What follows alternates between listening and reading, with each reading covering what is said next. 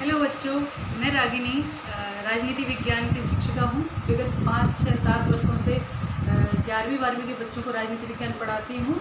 वर्तमान समय में पिछले 4-5 महीने से जो लॉकडाउन चला है और जो केस कोरोना के बढ़ते जा रहे हैं, उसके चलते विद्यालय जाना संभव नहीं है। ना हम आपको पहुँचकर पढ़ा पा रहे हैं, ना आप वहाँ जाकर पढ़ पा रहे हैं। ऐसे समय में बोर्ड पर के जो स्टूडेंट हैं, यानी 12वीं और 10वीं वाले जो विद्यार्थी हैं, उनको बहुत ज़्यादा परेशानियों का सामना करना पड़ रहा है। और इसके चलते हम लोगों ने ऑनलाइन क्लासेस देनी शुरू की हैं। सरकार भी प्रयास कर रही है, लेकिन बहुत से लोगों के पास संसाधन नहीं होते हैं, या नेट प्रॉब्लम होती है, एंड्रॉयड फ़ोन नहीं होता है, या जो भी बहुत सारे संसाधनों की कमी के चलते वो ऑनलाइन क्लासेस से नहीं जुड़ पाते।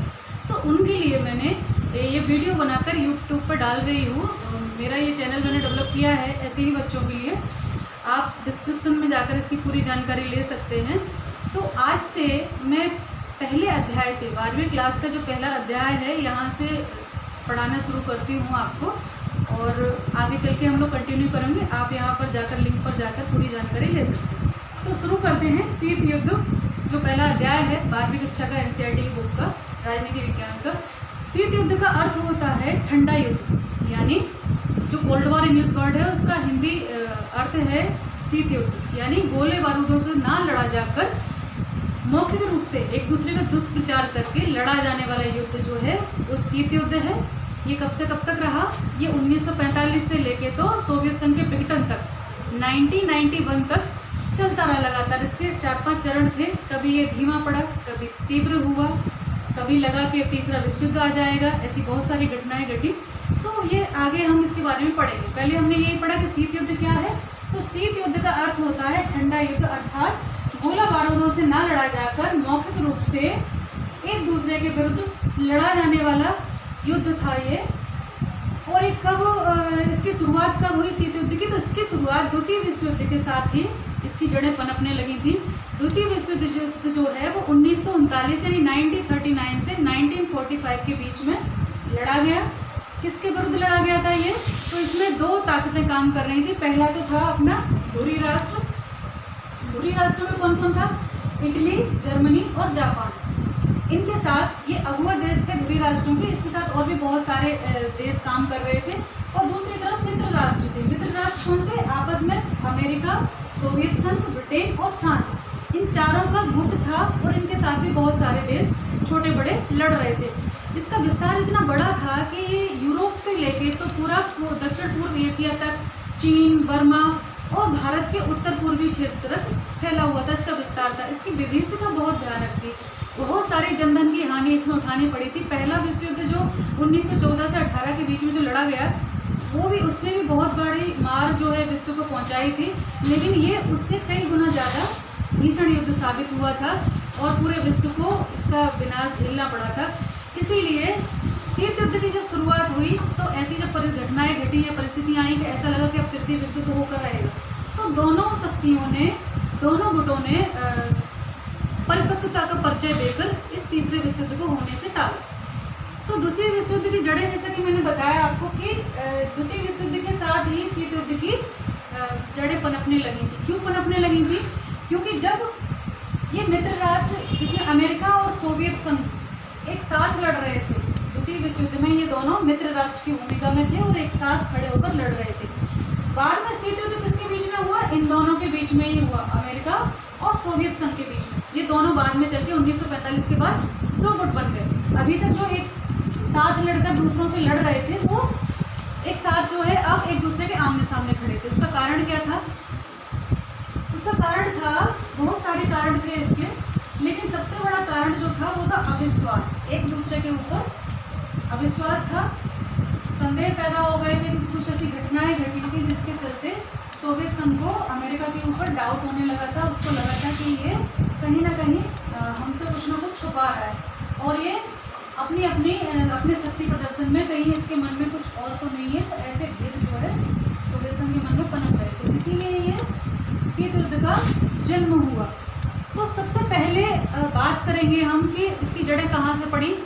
मैंने बताया कि द्वितीय विश्व युद्ध के दौरान पड़ी। कैसे पड़ी? जब अमेरिका ने जापान के हिरोशिमा और नागासाकी 2 शहरों पर हम लोग बहुत छोटी छोटी क्लास से ये पढ़ते आ रहे हैं कि बम गिराए थे जिससे भीषण नरसंहार हुआ था। आने वाली पीढ़ियों को उसका बहुत ज़्यादा खामियाजा भुगतना पड़ा था, जबकि वो बम बहुत छोटे थे, 15 किलो और 21 किलो टन के बम थे। वर्तमान में तो पूरे विश्व में छोटे से छोटे देश के पास हजारों किलो टन के जो परमाणु हथियार हैं वो उनका जखीरा बन गया है। तो ऐसी स्थिति में अगर अब तृतीय विश्व युद्ध होता है तो वो बहुत कितना भीषण होगा, सभी जानते हैं। तो बात ये हो रही थी कि जब लग रहा था, सभी लोग जान रहे थे कि जापान घुटने टेकने वाला है ना, वो सरेंडर करने ही वाला था, फिर भी अमेरिका ने जापान के ऊपर क्यों परमाणु बम गिराया।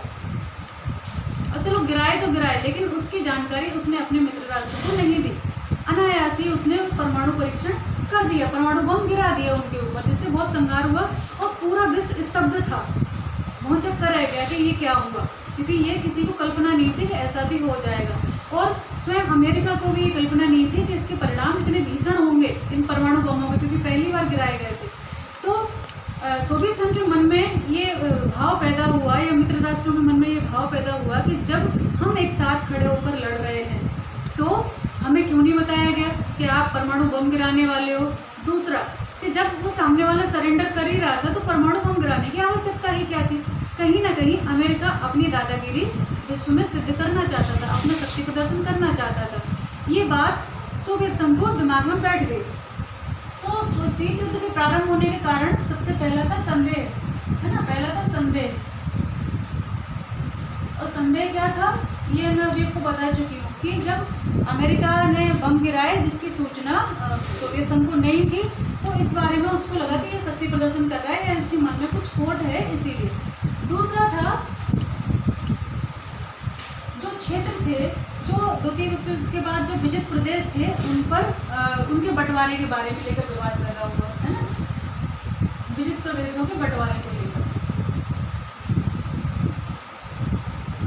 ठीक है, विजित प्रदेशों के बंटवारे को लेकर, ठीक है, बंटवारे को लेकर भी दोनों में जो है खींचतान शुरू होगी। तो यहाँ से शीत युद्ध का वो जब दोनों का शीत युद्ध समाप्त हुआ, सामने वाले धुरी राष्ट्र जो है वो हार चुके थे, मित्र राष्ट्रों के बीच आपस में बंटवारा होना था, कौन सा क्षेत्र किसके हिस्से में जाएगा, तो इसको लेकर। और इसका सबसे बड़ा विवाद का कारण बर्लिन था, जो जर्मनी का शहर था बर्लिन। पूर्वी बर्लिन और पश्चिमी बर्लिन दो भागों में बांट दिया गया था, एक भाग पश्चिमी गुट को दे दिया गया था, दूसरा सोवियत संघ को दे दिया गया था। तो बीच में रातों रात दीवार खड़ी कर दी गई थी। ये विवाद का बहुत बड़ा कारण था, और सोवियत संघ के विघटन के साथ ही उससे कुछ समय पहले बर्लिन की दीवार गिरने के साथ ही वो विवाद भी समाप्त हो गया था। आगे के उसमें हम पढ़ेंगे ये, लेकिन जो मैं जैसा कि कह रही हूँ आपसे कि विजित जो प्रदेश थे उनके बंटवारे को लेकर भी दोनों के बीच में बहुत ज़्यादा खींचातानी थी। अब हम आते हैं कि इनके बीच में जो घटनाएं घटी, बीच में बहुत सारी घटनाएं ऐसी घटी कि लगा कि अब तो विश्व युद्ध होकर रहेगा, है ना। विश्व युद्ध, तीसरा विश्व युद्ध जो है कोई रोक नहीं सकता, ये अवश्यंभावी है, अपरिहार्य है और ये होना तय है। तो ऐसे कौन कौन से कारण थे? सो इसके बहुत सारे थे। उत्तर कोरिया दक्षिण कोरिया का विवाद था, है ना, कांगो संकट था, और भी बहुत सारे थे, लेकिन इसमें सबसे महत्वपूर्ण जो था वो था क्यूबा संकट। कौन सा था? क्यूबा संकट। क्यूबा संकट क्या था?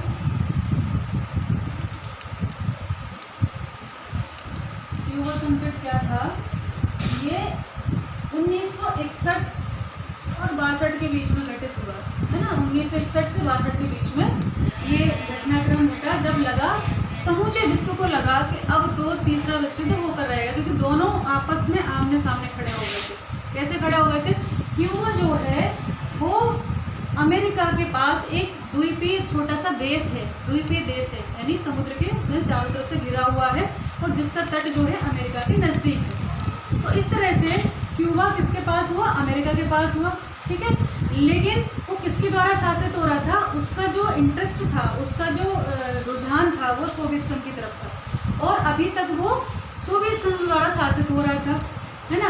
सोवियत संघ की नीतियों के अनुसार चल रहा था। सोवियत संघ उसको कूटनीतिक और वित्तीय सहायता उपलब्ध कराता था, जिसके चलते सोवियत संघ को लगा कि अब हमें क्यूबा में मिसाइलें भेजनी चाहिए।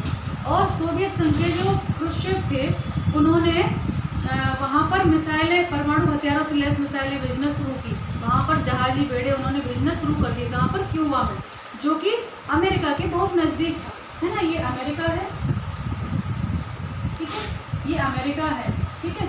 यहाँ पर ये क्यूबा, और ये बहुत दूर है इससे सोवियत संघ, ठीक है। इतने दूर से ये इसको शासित कर रहा है, जबकि ये यहाँ बैठा हुआ है। तो जब सोवियत संघ जो है ना, इसने क्या किया, अपने जहाजी बेड़े क्यूबा में अपना सैन्य अड्डा बनाने का निर्णय लिया। यहाँ पर उसने सैन्य अड्डा तैनात करने का निर्णय लिया। उसे क्या था कि अमेरिका जो है अब इसके बिल्कुल नज़दीक हो गया था। अमेरिका सोवियत संघ के बिल्कुल करीब आ गया था। वहाँ से वो उसको बहुत ज़्यादा नुकसान पहुँचा सकता था। पहले की अपेक्षा उसके बहुत बड़े भूभाग को वो अपने चपेट में ले सकता था। यहाँ से मिसाइल छोड़कर वो बहुत बड़े स्थान को नुकसान पहुँचा सकता था। इसकी खबर कई हफ्तों तक अमेरिका को नहीं लगी कि सोवियत संघ के जो बेड़े जो हैं, वो जहाज़ जो हैं, वो यहाँ आ गए हैं और अब उनको खतरा है। जब अमेरिकी राष्ट्रपति को ये बात पता चली तो उन्होंने चेतावनी दी।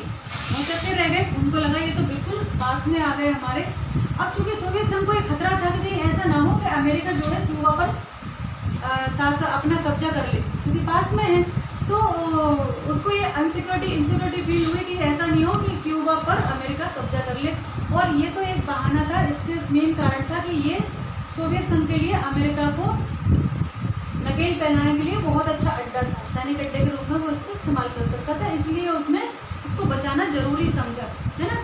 तो इसलिए अमेरिका के इतने पास सोवियत संघ ने अपने जो मिसाइलें तैनात कर दी थी, जिसका जब पता अमेरिका को लगा तो अमेरिका ने चेतावनी दी कि आप अपनी जो सेनाएं हैं, जो बेड़े हैं, उनको वापस ले जाओ, अन्यथा परिणाम गंभीर होंगे। ये बात दोनों गुट जान रहे थे कि अगर युद्ध छिड़ा तो उसका परिणाम बहुत खतरनाक होगा। चाहे कोई भी जीते, चाहे कोई भी विजित हो, ये फर्क नहीं पड़ता। लेकिन ये फर्क पड़ने के लिए सोचने वाला बचेगा तब तो कि किसको फ़ायदा हुआ, किसको नुकसान हुआ, क्योंकि नुकसान पूरे मनुष्य जाति को नुकसान उठाना पड़ेगा इसका। तो इसीलिए पूरा विश्व चिंतित हो गया था और सभी ने इनको समझाने बुझाने का प्रयास किया। इसमें भारत का भी बहुत बड़ा हाथ था। जो हमारा गुटनिरपेक्ष राष्ट्र था भारत, गुटनिरपेक्ष आंदोलन के द्वारा, गुटनिरपेक्ष शिखर सम्मेलन के द्वारा इसमें मध्यस्थता की भारत ने, और गुटनिरपेक्ष आंदोलन ने जो है, गुटनिरपेक्ष राष्ट्रों ने इसमें मध्यस्थता की और दोनों को समझा बुझाकर इस संकट को टालने का प्रयास किया। धीरे धीरे दोनों को पता था, दोनों ही जिम्मेदार व्यक्ति थे कि कोई भी अगर यहाँ टकराता है तो नुकसान दोनों का ही होगा। इसीलिए उस समय युद्ध की स्थिति टाल दी गई। सोवियत संघ को भी लगा कि अगर बात छिड़ी तो बहुत बड़ी हो जाएगी, तो उसने अपने जो बेड़े थे, जहाज़ भेजने की गति थी, वो धीमी कर दी या उनको वापस बुलाना शुरू कर दिया। तो इस तरह क्यूबा संकट, जो कि बहुत बड़ा संकट था शीत युद्ध के दौरान में, वो टल गया। तो ये हमने अभी पढ़ा, कल इसके आगे का भाग पढ़ेंगे। आप बराबर बने रहिए।